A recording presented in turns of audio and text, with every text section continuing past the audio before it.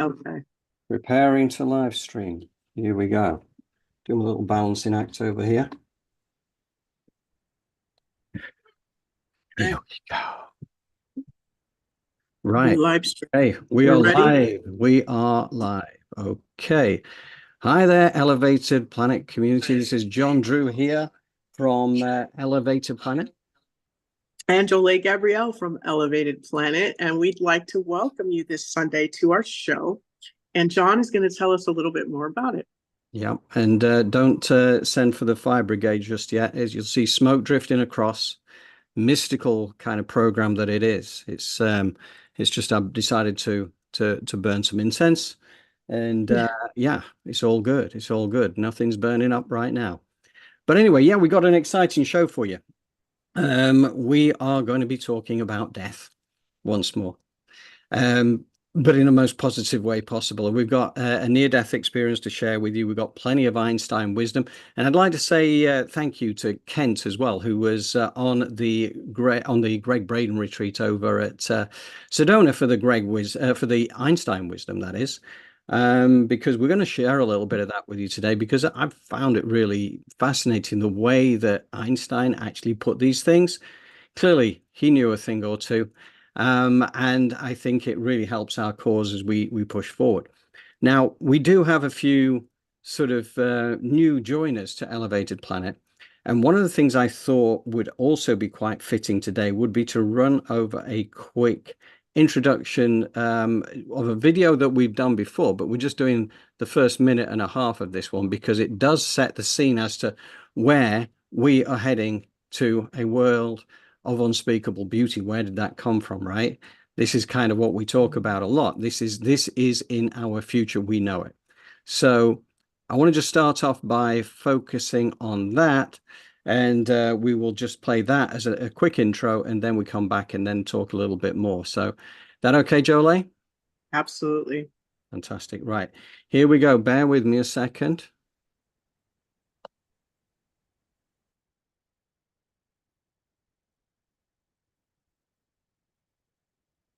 Throughout history, you have had remarkable teachers, each presenting extraordinary opportunities to remember who you really are. These teachers have shown you the highest and the lowest of the human potential. They have presented vivid, breathtaking examples of what it can mean to be human, of where one can go with the experience, of where the lot of you can and will go given your consciousness. The thing to remember, consciousness is everything and creates your experience. Group consciousness is powerful and produces outcomes of unspeakable beauty or ugliness. The choice is always yours. If you are not satisfied with the consciousness of your group, seek to change it. The best way to change the consciousness of others is by your example. If your example is not enough, form your own group. You be the source of the consciousness you wish others to experience. They will when you do. Okay, so there you have it. That little section there was from a longer video that we did 2 or 3 months ago, which relates to, as you can see, the Conversations with God series by Neil Donald Walsh, which I got to say, I love that. I mean, that's the 3-part book, or the 3-book kind of audio recording. And it's so deep. You know, it's just a beautiful, beautiful piece of work. And it kind of gives you a lot of answers. And this world of unspeakable beauty that we talk about, the world we have today is a result of our collective consciousness around the world, which presents us with the world we have. There is a lot of density out there because, that's the way that we have been programmed and conditioned for the longest time, is to accept what comes through the mainstream media as being our reality and our truth. It doesn't have to be. And that is where we're going with this. And yesterday I was with a gentleman called Rory Duff, who was a geobiologist, and we were down in London. It was a day's seminar that Rory was putting on. And one of the things he is doing is pulling together, he's kind of educating people and pulling people together to create group meditations around the UK and elsewhere in the world, actually, because it's not just limited to that. Certainly he has people in the United States, he has people in Europe, and probably elsewhere as well. So, you know, he's doing a great job of educating people as to how we can pull together this group consciousness, you know, so we can focus on what we want, which to us is that world of unspeakable beauty. Because yes, collective consciousness can create ugliness, but we have a choice. It's a question of what we choose to bring in. So quite simply, that is where we're heading. And that is the reason why we talk a lot about unspeakable beauty. Now, to a lot in the mainstream, and certainly if I wind the clock back just over 6 years, I would have really struggled with this concept because, you know, you'd assume that the reality around you and what you're shown on the news is reality. But the fact is, what we don't appreciate necessarily from that perspective is that we are all creators of our own existence. So whatever is happening in your life, you have created that. So, you know, you can pat yourself on the back and say, well done, this is what I have created for myself. So any parts that you do not like, you also have the power to change it. And this is the thing about this near-death experience that we will be showing you today, because it gets into those kind of opportunities that we have within the world as it is today to do something different, to kind of look at where we are in life. And now is a time when the prophecies are all coming together, whether you're looking at the book of Revelation, whether you're looking at the Dead Sea Scrolls, the War Scroll, or, you know, the Hopi prophecy rock, and all there's so many prophecies that are all homing in right now. And that's one of the things that Rory Duff talks about as well as Greg Braden and many, many others, about the fact that now is the time that has been foretold for thousands of years where we upshift. We upshift in frequencies. What does that mean? Well, the dense frequencies are low frequencies like fear, like anger, like hatred. And the high frequencies are unconditional love, joy, happiness. And let's face it, if you had a choice, which set of those would you choose? Now, we have been encouraged down towards the more dense end of that emotional spectrum, or the emotional spiral, that, you know, we don't have to spend our lives there. And this is what the Great Awakening or the Great Remembering is all about. It's actually realizing that we have way more power than we've been conditioned and programmed to believe. And there's a reason we've been kept small for a long time. You know, this Piscean age, which has lasted for nearly 2,600 years, which is giving way to the age of Aquarius, which is all about enlightenment. It's all about collaboration. It's moving from the masculine, ego-driven energy into the feminine, collaborative energy of the future, which is where we are heading right now. But of course, our old egoic power structures do not want to let go. So they will have one final fling and try and push people into density, into fear. But the realization that we actually have a choice, we do not have to buy into the rhetoric that is being thrown our way. There is a better way, and it's not, you know, this is one of the things that we have as our mission statement is, now I've got it written up here. It says the secret of change is to focus all your energy, not on fighting the old, but on building the new. And that is what Elevated Planet is all about. We are here to build the new. We're not here to actually directly tackle or have a war against anybody. The fact is, war energy is amongst that very low frequency energy. But what you do is you realize how powerful we are, and we step into our power. So that is the kind of key thing with that. So Jolie, is there something that you care to add before we step into this next section? John, I think you summed it up quite nicely. Thank you so much for that. You're saying everything that I would have said. Cool. All right. Thank you, Jolie. Right. We're obviously on a same wavelength here. So, okay, we're going to crack on and do the first little mini section. And what we do with this is that it's only a relatively short video, and it's from Shaman Oaks. Shaman Oaks is brilliant at covering near-death experiences. And so he does a great job of that. So thank you to Shaman Oaks, and his name is actually Alan Chapman. And as he says, he's not a shaman, and neither is he a tree, but he actually does a great job of pulling these together. I love his style. I love the way that he does it. And let's honor his work with a lady called Jan Christensen, who went through a near-death experience some while ago and now shares her wisdom that she learned from her journey over to the other side, which has given her a profound insight into what this is all about. And it still looks like the flames are coming up here, doesn't it? But anyway, bear with me a sec. I'm going to just do the first little section here.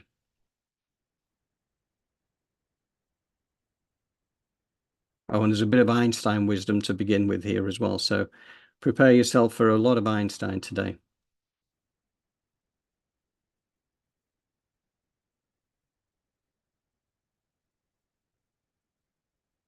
A lot of what I have to say. We're all multi-dimensional beings. To me, that's a very positive thing. We're trained to think about aliens and be afraid. And it's too bad because there's so much knowledge and so much information from all of our past lives, here and there. Are we the only ones here? Definitely not. There are beings all over. And most of these beings we don't need to be afraid of. I'm not totally and completely open about the experiences that have happened to me here on Earth, but we are all connected. We are all one.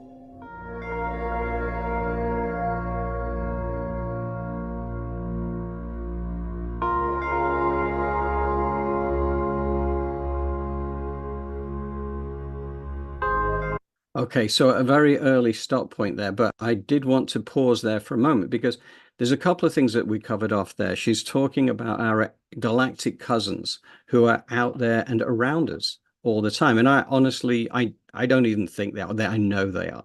You know, in various forms, we have hybrid people on the planet now who basically are humans, but they also have ET DNA, and there's a reason they're here. I suppose it's quite complex overall, but the fact is that they are here to help with the ascension. And I know that one of the things that Jan mentioned there is that a vast majority of these beings we do not have to fear. But what that also tells you is that a certain degree of them do not have humanity's best interests at heart. Now, what I would say about that is that I know that we are being protected during this time of ascension, and only beings who are here to support mankind are allowed to help mankind at this point in time. However, for several thousand years now, there have been beings on this planet who have, they're higher dimensional beings who have reduced their vibration so they can be amongst humanity. They are not serving humanity. They are there providing much of the density that we see and, you know, enslaving humanity to a degree. I mean, we don't realize we've been enslaved, and it's nothing to be concerned about because that is all coming to an end. This is the era when this all comes to light, and it's going to be a fascinating journey. But, you know, this is something we've covered on many times, actually, the idea of extraterrestrials around us. And I know that, you know, we are taught to fear our cosmic cousins when oneness connects us all. So absolutely everything in the universe and the multiverse is all part of us, right? We are all one. And, you know, so whether you came from a different planet, or whether you're here because, you know, we've had many lives, we've been extraterrestrials ourselves. I know it all sounds a little bit weird and wonderful, but honestly, this is my truth. Now, of course, I do fully acknowledge the fact that many people might see this as deluded nonsense. But if nothing else, we're planting the seeds. And if at some point of time you start to see things that make you think about your version of reality differently, then maybe you can come back to this kind of material and maybe think again. Don't try and force your old version of reality into place. If it no longer fits, consider alternatives. I think that's the way to look at it. Jolie, is there anything you would care to add?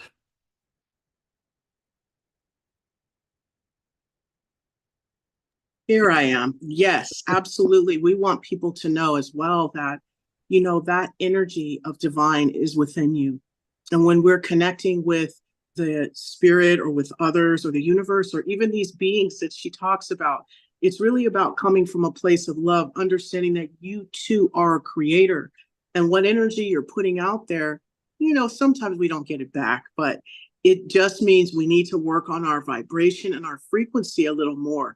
Because sometimes when we get rejected or something happens, we have a tendency to be like, well, I won't do that anymore, or just something that is on the opposite or the contrary of love or patience or forgiveness. And that is what sometimes lowers that frequency and vibration, and why it is that we're attracting in things we don't want. It is in those instances we have to go, okay, well, I need to back up. I still want to come from a place of love, but maybe I need to regroup, or maybe I need to change my perspective. That then keeps us in the flow of the universe versus us saying, okay, well, this isn't working and I'm still having a high vibration, but yet and still it's not. Do you have faith? Do you really have belief? Because if so, it's just a minor setback. That means, okay, let me go get in my huddle, give myself some more love and forgiveness in the environment, and then come back out and try again. Right. Yeah, totally. I mean, everything is a practice, as you always tell us, Jolie. It's not a one and done. This is a way of life that you build into your way of life. Yes. And we're going to keep focusing on these universal laws every time they come up. So the first universal law is the law of divine oneness. So, Correct. that's the first thing that Jan covered. So, yeah, but well said. And it's important that people kind of realize that, what we're doing is we're not just going through, a single episode of, think about things. This is what we become, rather than just what we read or what we do once. Yeah. Yes. So anyway, just bear with me a second. We are going to go back to part 2.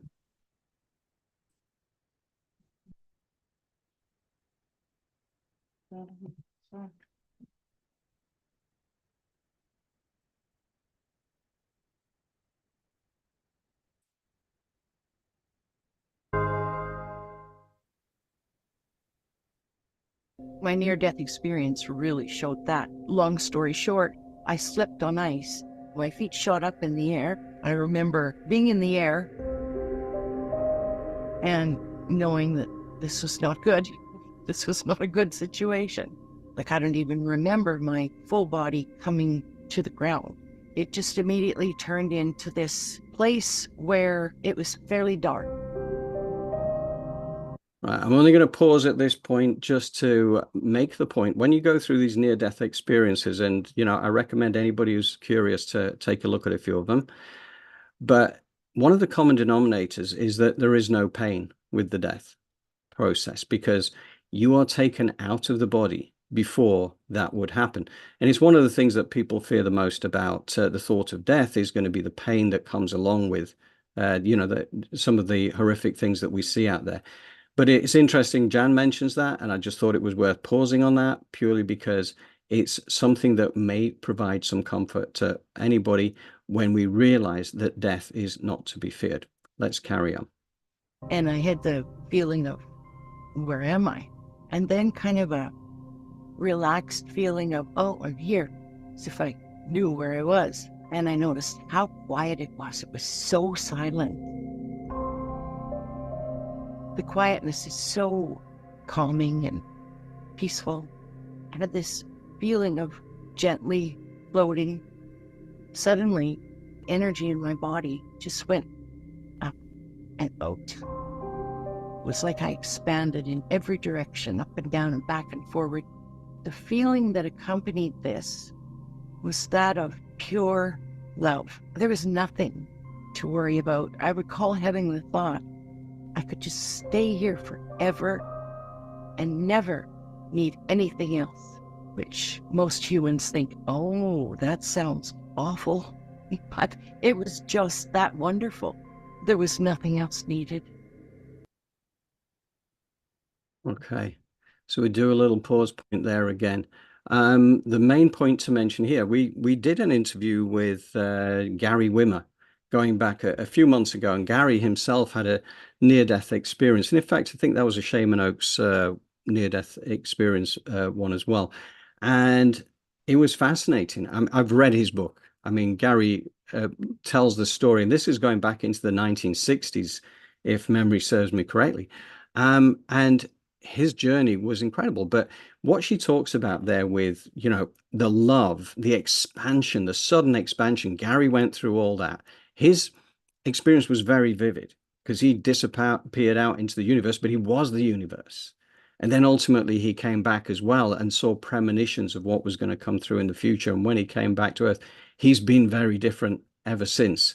But nevertheless, so what Jan experienced there in terms of the expansion side of things, but the love and the joy and actually making that statement that, you know, you do not need to worry about death.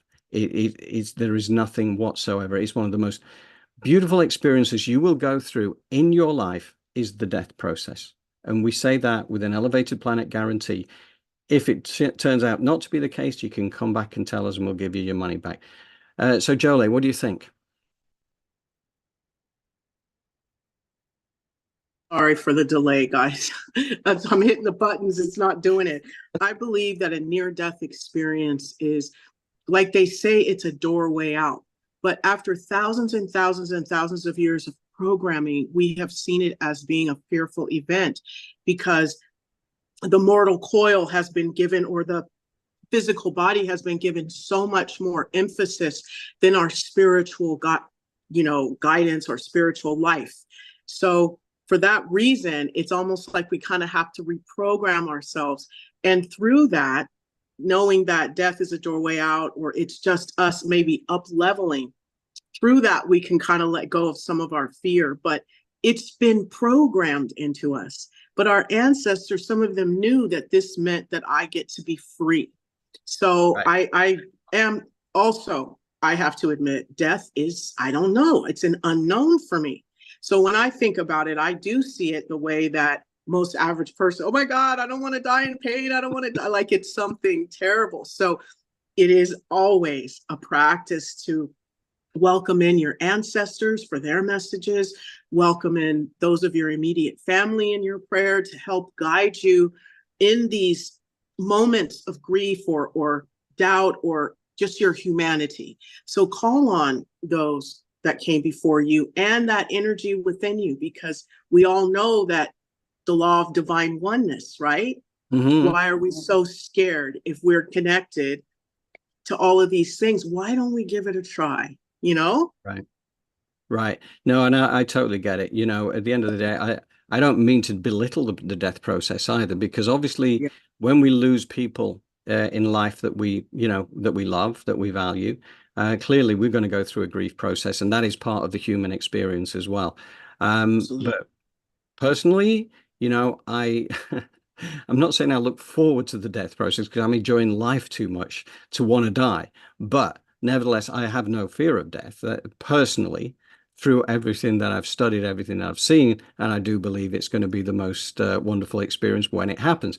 But I'm seeing it some decades down the line, so you know, I'm looking forward to the journey. So you know, I wonder if we really had enough faith and belief, as our guest, talks about, if we were able to possibly not transcend death, but at least understand it a little bit better, you know, in terms of where we fit in. How do we manage? If thoughts become things, why don't we take some time to put into when we want, you know, how, like maybe this isn't something that should be so scary, because we have people out there deleting themselves. And I understand that that's not what we're talking about here.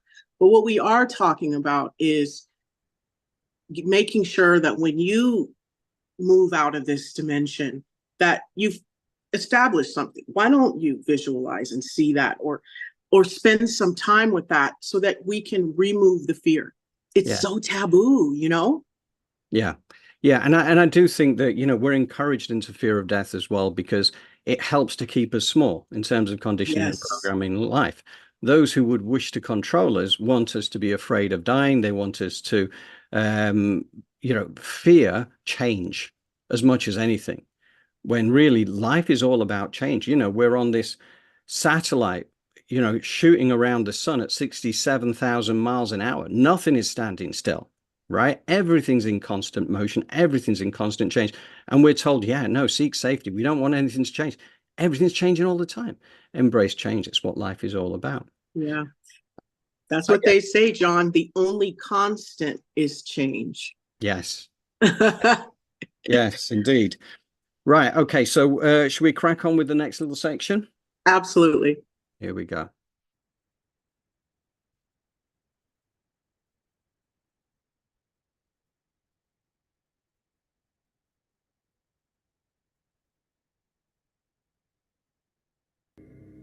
Everything was there. So I could see in the distance a bright, bright white light coming towards me and getting bigger. And I somehow kind of knew that I needed to know whether it was stay here and float forever or go back there. The thought came to mind of, what about your daughters? Yeah, they still need me. And so the decision was not a decision at all.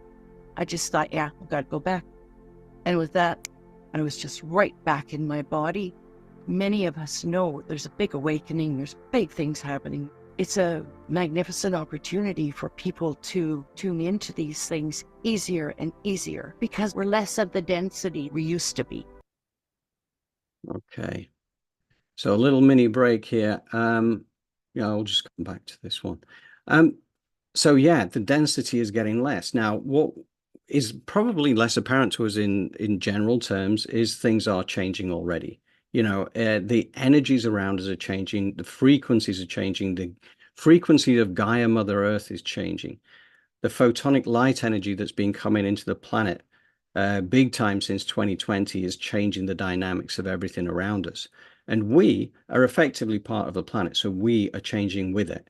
And so frequencies are being raised, but it is going to cause disruption. I think that is the way forward. But you know, what is also happening is this idea of the Great Awakening, or as we call it, the Great Remembering, because this stuff we already know at a soul level, not necessarily at a conscious level, but at a soul level. This is ancient wisdom that we keep, that was being with us for millions of years. And I know that sounds fantastical, but I completely believe that to be true. So, Jolie, do you want to add any comments to that? Absolutely. It is very true. You know, we are our own creators, our own destroyers in our lives, you know, and we really need to benefit by taking hold of that. I know oftentimes we feel so out of control in some of the things that we do, but it's just requiring us to take the time to go within and to start cultivating that voice of oneness that can connect with all around us. And through meditation and creative visualization, John and I can help teach, you know, our people that, as well as to remove some of these programming. And like he spoke about thousands of years, we are just remembering.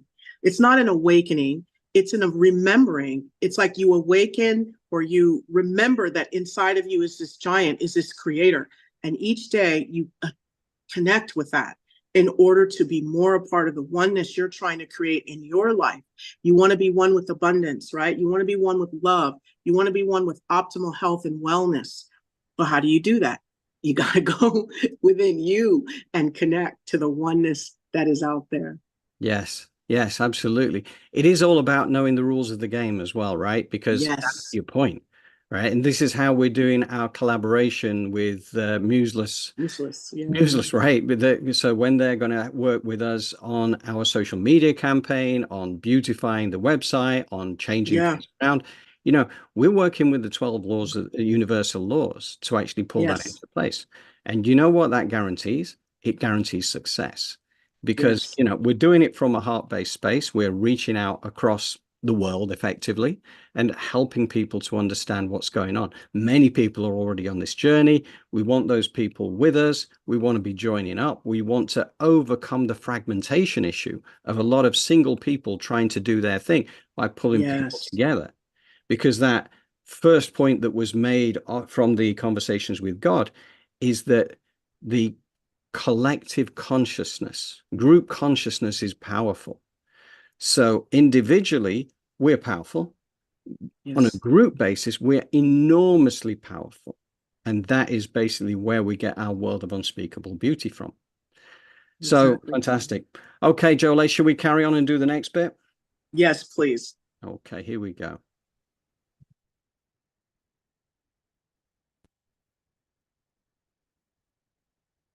Most of us don't realize this is what we're capable of. We live in fear, and if that's all we see, then that's all we get, because whatever we believe is what we're going to get.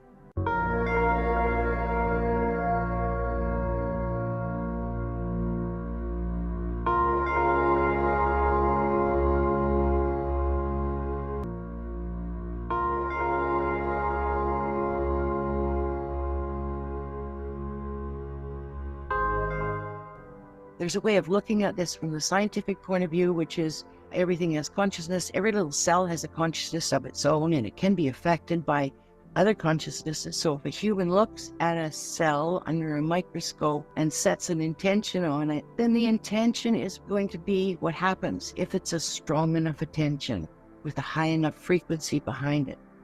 Now, if you take that to a human being in its totality, it's the same thing. If the energy that we are sets an intention and holds a high frequency, the probability of that coming to be is very, very high.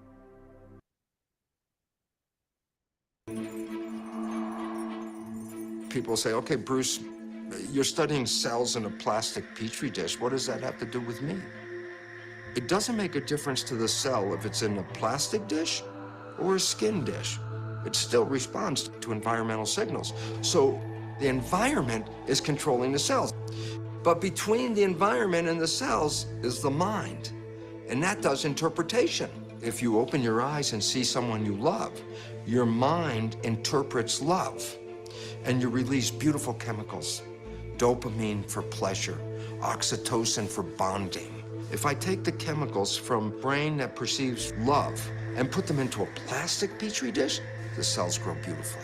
If I take the chemicals from a brain that perceives fear, the cells stop growing and they start dying. So you're the one whose thoughts change the chemistry, and the chemistry controls the genetics.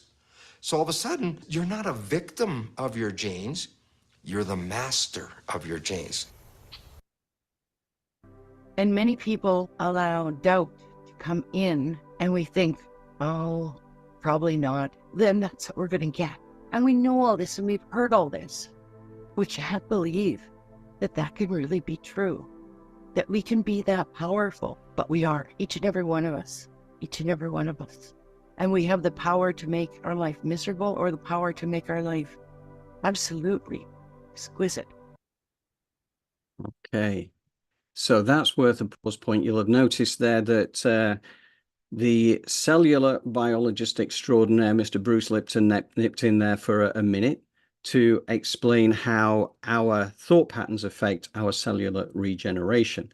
And we have millions upon millions of cells regenerating every day.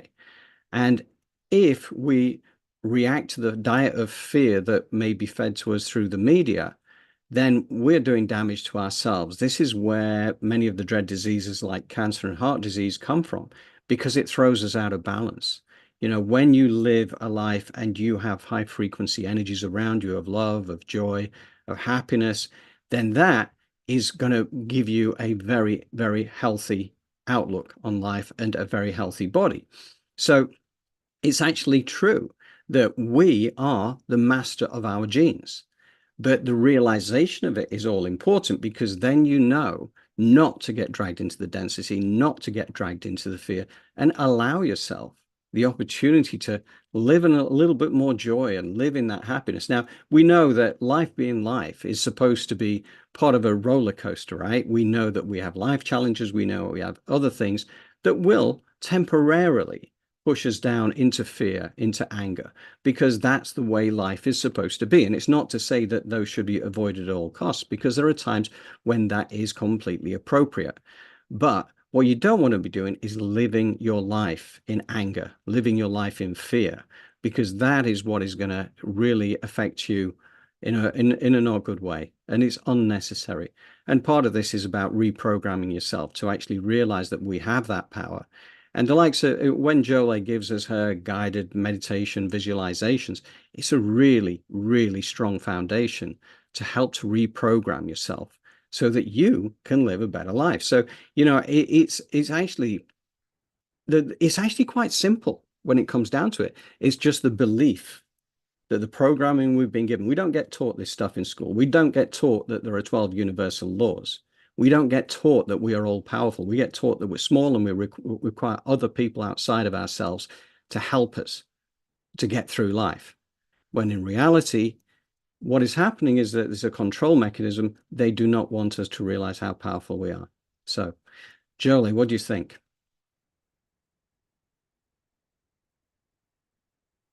I think you are absolutely right. You know, for us being dumbed down and us lacking the knowledge of how powerful we are. And that's why we are here, is to help, because, you know, it's just like life, right? They talk about how floods have come in thousands of years. There's some secrets buried very, very deep, right? Even in Mother Earth. So you can imagine all of the secrets that are buried deep within you, thousands of years of programming. So it's like using meditation, creative visualization, some of these digging into the laws of the universe and going back into these ancients to try and excavate and remember who we are. And we see glimpses of it, right? You see people like you guys in Europe, you love the football, and you see these people do these one-off plays that are amazing. We love basketball, football. You see these Olympians, and you can see a glimpse of this, even with Einstein, not a glimpse, maybe even just a whole window into it. So if we know that others can do this, and we are in this law of oneness, there has to be a way for us to tap into that, like tangibly, an exercise, a meditation, to tap into that energy of the magnificence and take some of that. Exactly. So all of this meditation and yoga, creative visualization are doorways or keys that we're trying to unlock. That, just think about it on that one thing, the magnificence, the excellence, the magic that is contained within the human spirit in order to manifest greatness. That's what we're trying to tap into. If you want to just put it tangibly, right, into take God down and put it in a box, that's what the whole thing is about. I don't know about you, but I would love the capacity to tap into my greatness and to absolutely know how to do it at a moment's notice. Oh, I need my greatness. Okay, here we go. Boom. Like, right? May our ancestors were, right, you hear about it, the rain dance. They were able to create rain, right? Yeah. You hear about people creating sandstorms, tornado, or things. Moses, what did he do? Some believe he parted the waters. Others believed he turned it into a tunnel. Like you're moving through a birth canal. The children of Israel were moving through the ocean in the same way. So how did they do that? How is it possible? Why is it that we cannot? I want to know. I want to remember. Do you? Well, here's the thought, right? So before we carry on to that next little bit, I have a bunch of quotes here that Kent kindly sent through on the WhatsApp for the group from the what am I talking about? Sedona experience, and the Einstein quotes, and one of them I thought was really pertinent to what you're saying here, which is, concerning matter, right? Matter, which is any kind of matter, whether it's water, whether it's air, whether it's earth. He says, concerning matter, we have been all wrong. What we have called matter is energy, whose vibration has been so lowered as to be perceptible to the senses. Matter is spirit reduced to the point of visibility. There is no matter. So if you're a master of those molecules, right? If you understand the nature of matter and the fact it doesn't really exist, it is just a vibration. It is just an energy frequency at a certain point, and you are able to master that, then, miracles are completely possible. We talk about moving mountains and all this kind of stuff. And when Jesus said about, when people were talking about what he had done by way of miracles, and he said, you will do this and more, right? It's when you realize how powerful we are, every one of us, right? None of us any less than anybody else. None of us any more than anybody else. but it's understanding we have the power and then tapping into it and building that practice, which makes us stronger and stronger and stronger. So Yeah. And see, that's the part of it. So we'll definitely do some consistency in the manifestation, because we really, we have instant coffee. You turn on the radio now, you can stream whatever you want. You can watch whatever you want. You can do whatever you want. You can have things to your door instantaneously almost. right. So we expect for that to happen, even on a spiritual level. That's our programming. And so we have to be mindful of that, because it's like you want to do this for like 6 weeks. And you're talking about a person doing meditation every day for 6 weeks. You are like a professional, because most people can't even make it past, like a week. Yeah. So if you get to 6 weeks consistently meditating, you're entering some but imagine 5 years, 10 years, 20 years of a daily practice of a meditation. Mm-hmm. Sure. Wow. You're Right. talking about but most people, Joe Dispenza sat down he said every time a negative thought came in his mind, he went back to 0 and started all over again, the timer for his meditation. And he was there for 9 hours. How many of us, raise your hand if you can do what Dr. Joe Dispenza did? No, sorry. It takes time, but it was like maybe, just maybe, he was a flip was switched, or how do you say that? A switch was flipped, or the angels and the spirits were like, Joe, here you go. Or was it just, just the greatness of mankind? He was able to tap into that in that moment, and a world of unspeakable beauty opened up to him. Mm-hmm. But it took 9 human hours. Yeah. And I do think that the likes of Dr. Joe, Greg Braden, and various others out there, Dr. Joe went through his effective near-death experience. It wasn't near-death, but he was basically, he was never going to walk again. He was never, he was stuck. As a bit like R.J. Spina that we had on the show a few weeks ago, and you suddenly realize these people went through that for a reason, because they had to prove that miracles are possible. Because once you realize that that wasn't an anomaly, it actually can be done. And it can be done by anybody who has the ability to create that mental state that really allows that to come through, that enables you to tap into. You remember RJ, he told us that 2.5% of our intellect, of our abilities, of our knowledge sits within the physical body. 97.5% sits outside within our higher self. Okay. So if all we ever do is access what's part of our physical body and what is part of our mind, whichever mind we're talking about, whether it's a chakra mind, a heart mind, the brain mind, the gut mind, but that's 2.5% of what we can truly access.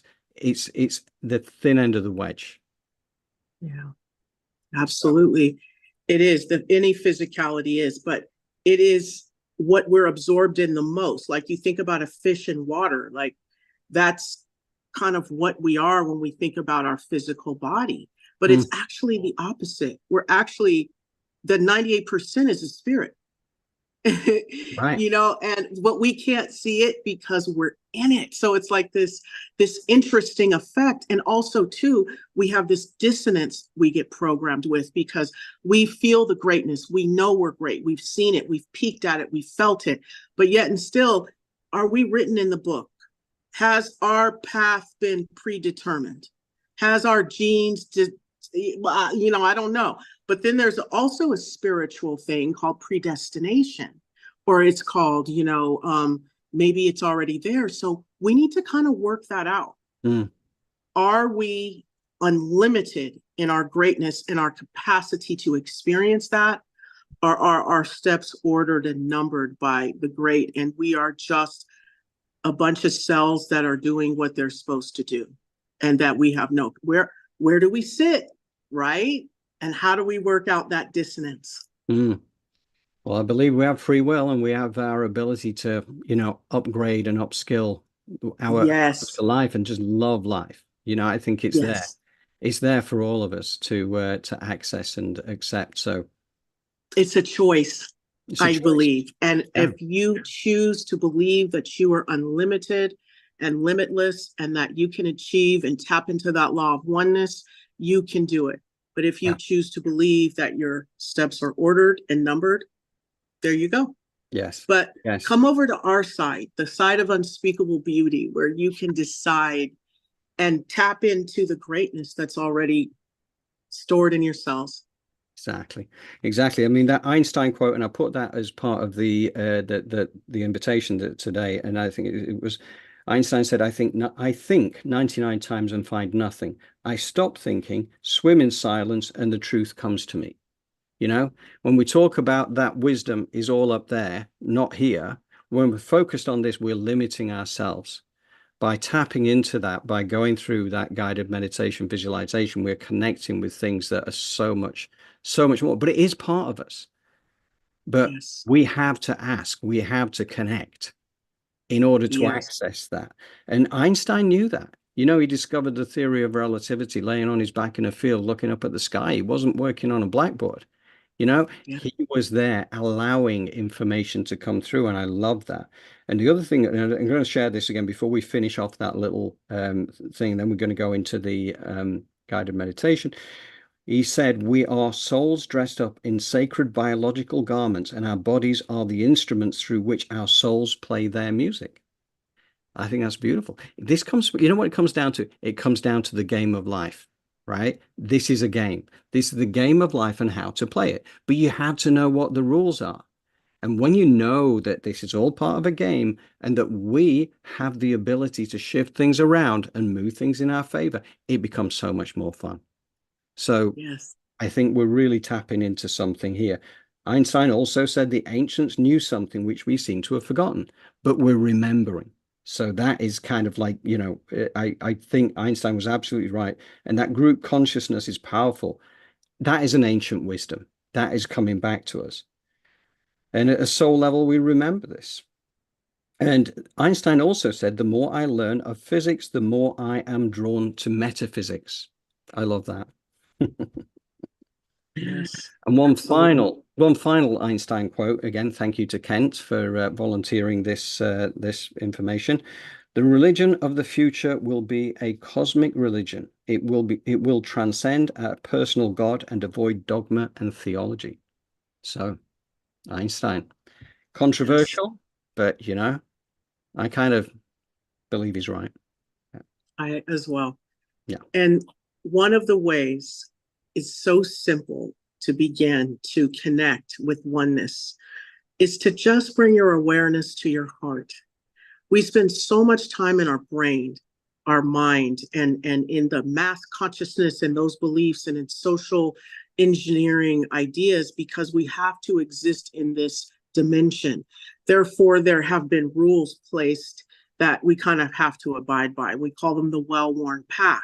And those that are able to break out of it are using all parts of their bodies, but especially their heart, because it's a feeling. It's something that is a rhythm and a frequency and a vibration that you're attuning to. And that is beginning to align your steps or your journey. So think about it that way. Why we meditate and visualize is to attune to the frequency that we want to live by. Whatever cadence step the little drummer boy is playing for us energetically, that's why we meditate. So even while I'm speaking and taking you through creative visualization, just sit in your heart. Even if you don't hear a word that I'm saying, that's okay. Your higher self will get it. Sit in your heart and just allow yourself to feel while your higher self hears the words and enacts what's going on. That's the easiest way for you to begin to align with the frequency and vibration of love. Wonderful. Wonderful. Right. Well, we're going to be with you for that very, very shortly because we're just going to play out the last little bit of that. It's the last 3.5 minutes of that video, and we're going to just go straight through now. Otherwise, we'll run out of time. So here we go. Bear with me.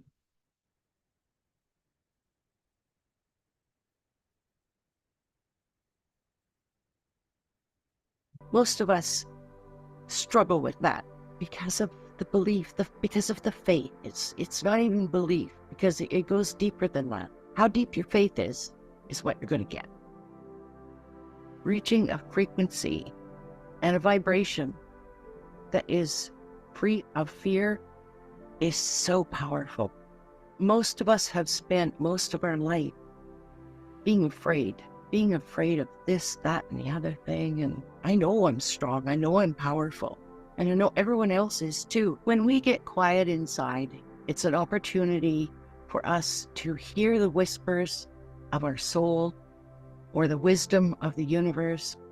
We're always given perfect guidance on what to do in any given situation. But most of the time we've got so much going on in our mind that it's very hard to hear the whispers. Does that mean that we will all be safe from everything always? No. Mostly because we get in our own way. We also have life lessons. So there's a whole lot that can come into it. But if you're ever in a situation where you don't know what to do, you can always ask for help and be quiet, and you will hear the whispers.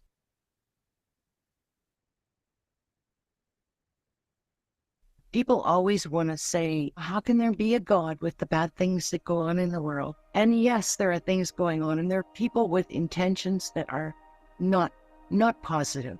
In this time, what's very important to recognize is that as we progress along this path, we will see more things going on in the world that are viewed as bad. And really, it is just people who are striving for power. Because if people are striving for power, their intention is never good. We will see them come to light because it can't be hidden anymore. With all the light that we have on this earth now, and all the people who are waking up, these darker individuals cannot hide. They will have a light shone on them. So the news will hold some nasty stuff. Just know that it needs to come to the light in order for it to be stopped. Eventually, we will have our paradise on earth. It's been out of balance for a long time. The darker energy has had control, but now it's a very different experience. It's changing, and the lighter, more loving experience of being a human is at the forefront. And that's a beautiful thing. See, the powerful forces want us to be negative and feeling fearful and feeling angry. We need to learn to rise above that. And when we see injustices, know that those injustices are seen. Those people will be accountable for their actions. If not here in front of us, they will be somewhere. We just need to understand that.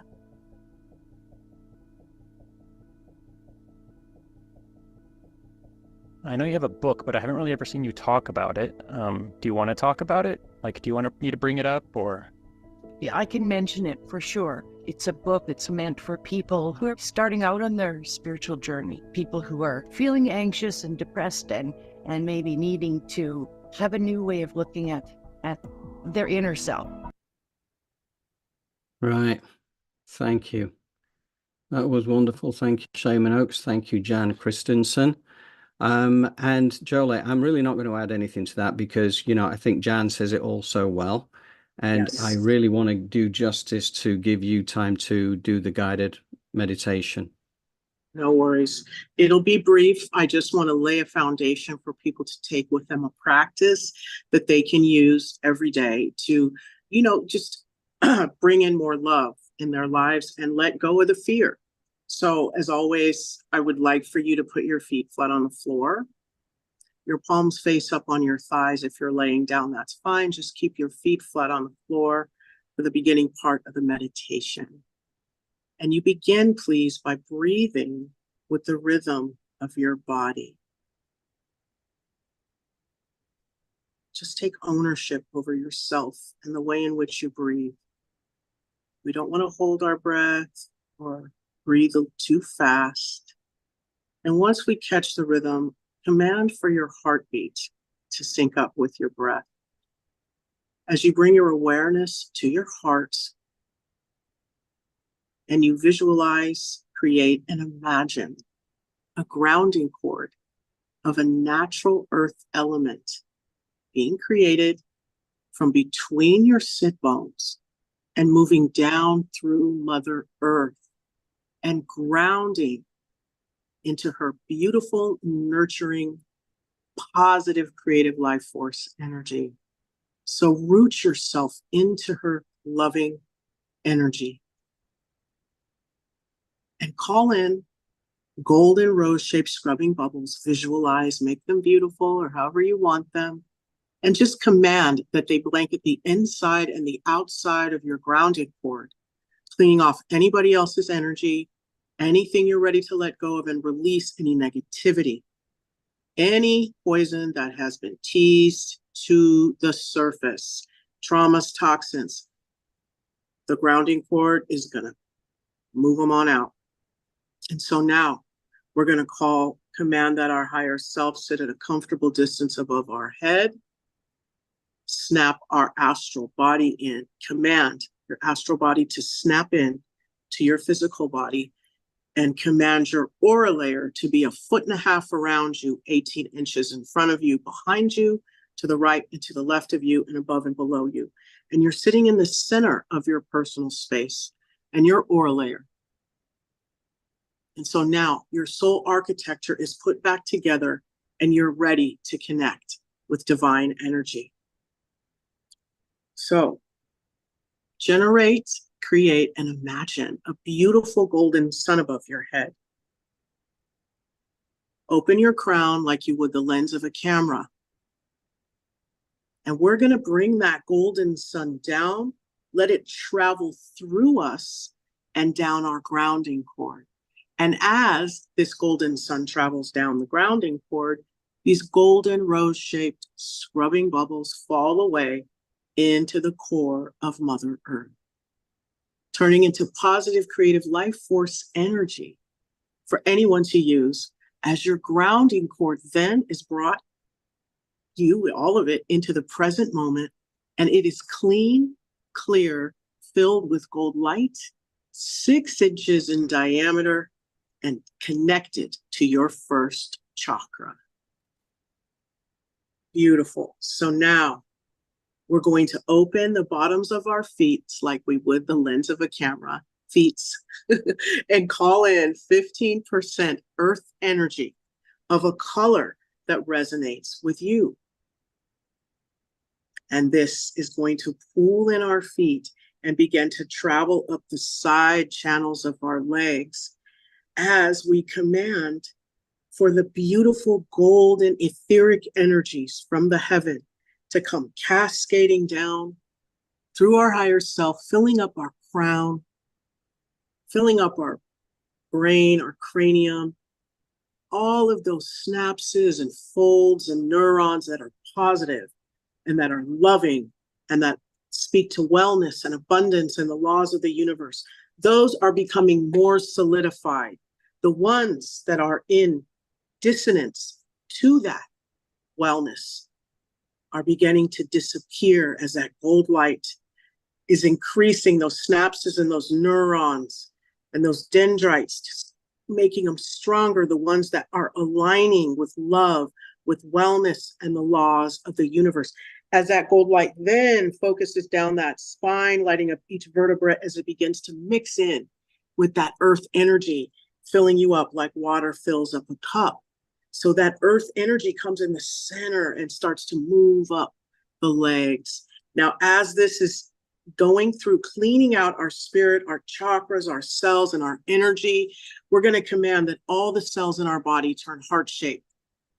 Our blood cells, our atoms, killer T cells, whatever they are, our immune system, all this love is going to fill up all the systems of our body, all the way out into our aura layer. And now what we're going to do is bring our awareness to our first chakra and move any fear out and down the grounding cord. As simultaneously we envision, create, and imagine a golden sun above our head, filled with courage, divine courage from divine creator. You see all of the essence of courage is already all around us. And as that gold light is cascading down from the heavens, going through this golden sun, and as that courage energy is coming into that sun and being solidified and crystallized by that gold light, now we can bring that golden sun down into our crown as it moves through that wave, that ocean of golden light coming through us. And it moves down into our first chakra, and it extends and it expands down into our legs, up into the rest of our body, and out into our aura layer, moving any of the fear we may be experiencing or holding in our body as in our aura layer down our grounding cord and filling those places up with gold light. And so now, before we conclude our meditation, we're going to work with a picture, and that is the one when we came in, our birthing. Talk about some trauma of just being here, of coming through that birth canal. And so that trauma today, I'd like to take you through a meditation so we resolve and dissolve that. And you're like, but I don't remember. Doesn't matter. We're going to dig deep, and we're going to command that any pictures from our birthing experiences that we may be holding be popped out of our chakras, our body, and our aura layers. And we look for that pattern within us, the pattern of trauma, of change, the fear of becoming one with the world around us. Where are we holding that? Where does your body light up? Mine lights up around the hips and the thighs. You know, wherever that energy is, I want you to turn it a bright red and trust that that earth energy and that 85% cosmic gold mixing with that 15% earth is going to go ahead and wash all of that fear down the grounding cord. As you put that golden sun above your head again, another one for divine courage, bring that down, filling up all the spaces and the places where you moved out this fear from your birth, from just being born, the trauma from that experience, pushing yourself through your shoulders, your mom's womb. We give her unconditional love and forgiveness as well. We send that energy to her from our heart. We say, thank you, Mom. Thank you, Dad. And have gratitude for this existence. Now, those pictures that are out in front of your aura layer, I want you to create underneath them roses. And I want you to please drain these pictures of all their color. See the paint or the color just oozing into the roses underneath them. Just however many pictures that they are, trust me, if you can't see, your higher self has got you. And then you're going to place golden suns above all of these pictures. You're going to download that golden sun into these pictures. And before we move them into our memory bank, we're going to put a rose outside our aura. We're getting into PhD visualization here, 5 feet away from us. And those roses that were underneath the pictures, we're going to move them into that rose that's outside the aura layer. This is our trauma. We're moving it out and into this big rose that represents transmutation of negative energy into positive energy.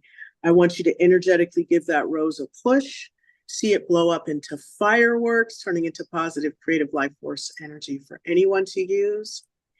And these pictures, I want you to put them in your memory bank, which is in the back of your neck. So visualize a drawer being pulled out of the back of your neck and popping these pictures, files, back there in your memory bank. Why? So you take the lesson and not the charge. So when you come up on these experiences of birthing yourself into something new, now, instead of feeling that fear and running, whatever your trigger is, now you can take a breath, relax, get clear, and then move into that energy. So focus and see that while this 15% earth energy is running and mixing in with that 85% cosmic gold, sprouting out of your feet, hands, and crown chakras, filling up your aura layer, moving out any negativity, anything you're ready to let go of and release, completely removing it out of your memory bank, your field, all of that, as this gold light is just washing through you, moving out the fear down the grounding cord, disintegrating it, moving out those files in the memory bank that no longer serve you. And do that as well. All of this is there for you to utilize these symbols to remember who you are and to move out the trauma from fear and to move in the divine courage so that we can connect with the law of divine oneness and move into that unspeakable beauty that it is up to us to create in the highest and best way with grace and ease. Reconnect with your heart as I gently remind you that you are grounded, rooted into Mother Earth with the grounding cord that is clean, clear, and filled with gold light, 6 inches in diameter, connected to your first chakra. Your higher self is sitting at a comfortable distance above your head. Your astral body is snapped in, and your aura layer is 1.5 feet around you. As you run 15% earth energy up the side channels of your legs and 85% cosmic gold cascades down into your crown, filling up your brain, establishing, strengthening those positive bonds, moving down that vertebra, lighting up everything, your nerves, moving you into wellness as you're moving out that fear, filling you up with divine courage. As all of this essence sprouts out your feet, hands, and crown chakras, filling up your aura layers with love and divine courage, moving out any fear. Take a deep breath in, exhale as you sit in your chest and send love all throughout your body. I want you to go ahead and close your feet chakras like you would the lens of a camera. Close your crown gently and your hands and stop running energy. You see the beautiful golden light recede back to the heavens. The earth energy go back down into Mother Earth. And that energy settle within your aura layer as your higher self reverts back to its resting position. You're comfortable in your skin, you're rooted and you're grounded. Take a deep breath in, exhale, and when you're ready, you can open your eyes.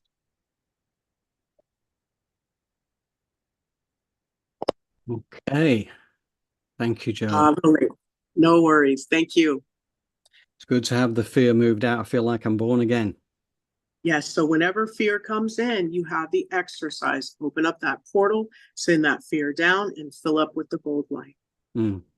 And yeah, that's what fundamentally that was all about today. What Jan was talking about is that, you know, we get held in fear, and that's kind of part of the programming.